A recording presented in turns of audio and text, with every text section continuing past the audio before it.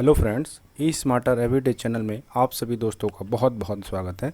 इस वीडियो में आप जानेंगे एमआरबी द्वारा जारी वैकेंसी के बारे में। एमआरबी यानी मेडिकल सर्विस रिक्वायरमेंट बोर्ड, ठीक है। और मैं इस वीडियो में पूरी वैकेंसी की ऑफिशियल नोटिस के बारे में बताऊंगा ताकि किसी भी प्रकार की फॉर्म भरते समय आपको कोई भी गलती ना हो, ठीक है।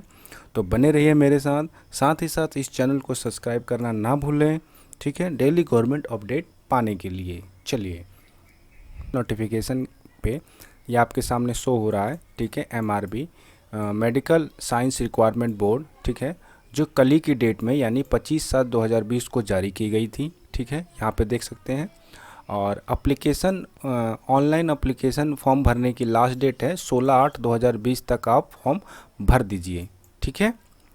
और उसके बाद देखिए, पोस्ट की बात करें तो पोस्ट में किस किस को फीटर ग्रेड सेकंड के लिए निकली हुई है ये वैकेंसी, ठीक है। वैकेंसी बहुत ही अच्छी है और इसमें पे स्केल 19,500 से लेके 62,000 तक चला जाता है, ठीक है। और लेवल 8 के तहत आपको पैसे सैलरी यानी मिलती है, ठीक है। और उसके बाद नंबर ऑफ वैकेंसी की बात करें तो 87 वैकेंसी है, ठीक है। कुल 87 वैकेंसी है, बहुत ही अच्छी वैकेंसी है।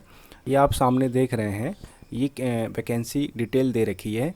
इधर कैटेगरी वाइज बांट रखा है, इधर कास्ट वाइज बांट रखा है, ठीक है।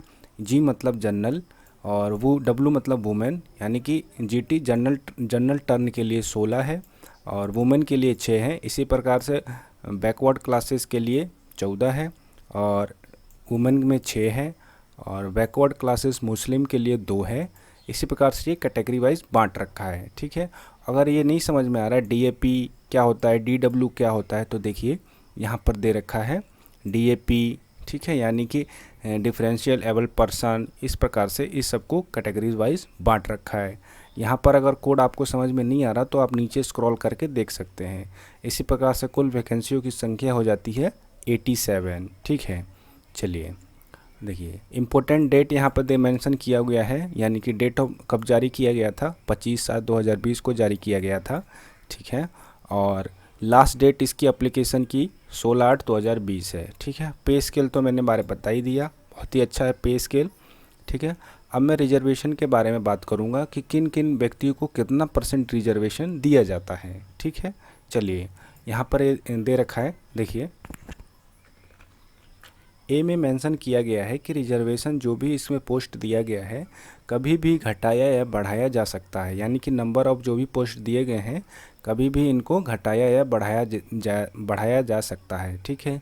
बी की बात करें तो बी में ये बताया गया है रिजर्वेशन का फुल यानी कि फुल्ली डिटेल के बारे में जानना चाहते हैं तो आप 2 पे जाके इसके बारे में फुल नोटिफिकेशन दिया गया है, आप वहाँ पे जाके इसके बारे में पढ़ सकते हैं।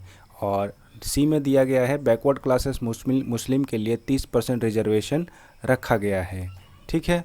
अब डी की बात करें, ठीक है, डी में बैकवर्ड क्लासेस मुस्लिम के रिजर्वेशन के बारे में बताया गया है, ठीक है। चलिए, इसी प्रकार से reservation for the destitute window के लिए 10% आरक्षित सीटें की गई हैं, ठीक है। चलिए, इसी प्रकार से रिजर्वेशन एक्स सर्विसमैन के लिए 5% सीटें हैं, ठीक है।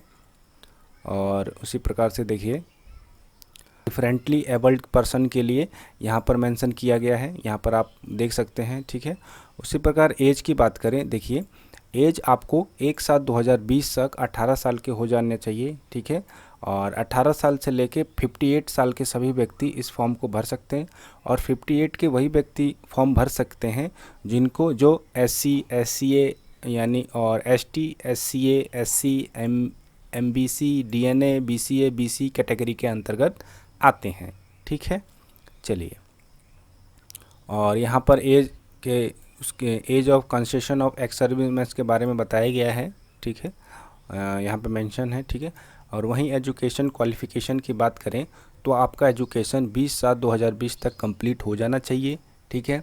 और इसमें देखिए क्या क्या मांगा गया है, यहाँ पर मांगा गया है 10th पास होना चाहिए, ठीक है, एक तो। और सबसे सेकंड है आपके पास NTC का सर्टिफिकेट होना चाहिए, यानी कि मोटर व्हीकल का।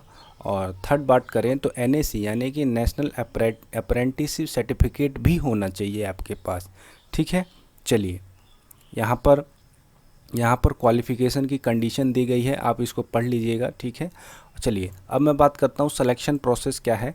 देखिए जो भी वेटेज है, जैसे कि आपने ITI या 10th में कितना % आपका आया है कि आप इस फॉर्म को आवेदन कर सकते हैं, उसी प्रकार से देखिए 10th में आपके 40% मार्क्स होने चाहिए, ठीक है, ओवरऑल। और आपके जो भी सर्टिफिकेट है ITI में या मोटर व्हीकल में उससे, तो उसमें किस प्रकार की, यानी कि 60% का एवरेज होना चाहिए, तब इस फॉर्म के लिए आप एलिजिबल हैं। चलिए वहीं अभी मैं फ़ीस की बात कर लेता हूँ। फ़ीस को किस व्यक्ति को कितना देना है।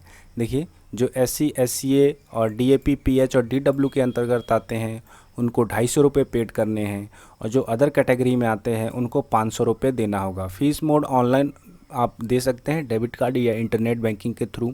आपको ऑनलाइन रजिस्ट्रेशन करना होगा इस www.mrbtn.gov.in के वेबसाइट पे जाके आप ऑनलाइन रजिस्ट्रेशन कर सकते हैं। ऑनलाइन प्रक्रिया चालू हो गई है, आप जल्दी से फटाफट जाइए और इसको आप रजिस्ट्रेशन कर दीजिए।